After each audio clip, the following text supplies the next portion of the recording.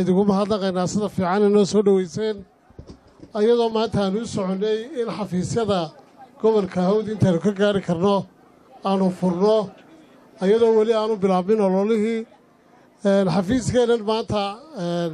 xafladda aad ku qabateen sida u qurxiseen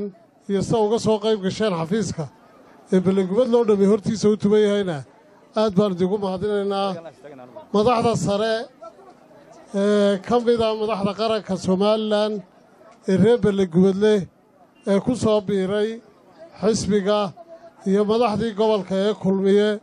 ee iyana xisbiga ku soo biiray aad iyo aad baan idiin soo dhowaynaynaa waxaanu leenahay xisbigu waa xisbigiinnii insha allahu tacaalaa maalinta doorashada ballegubadle maalintaasi ayaa la hubsan doontaan codka insha allahu tacaalaa inay waddani ugu ridaan waxaan ku soo dhowaynayaa wakhtigoo gaaban murashaxa madaxweynaha guddoomiyaha xisbiga ku soo dhow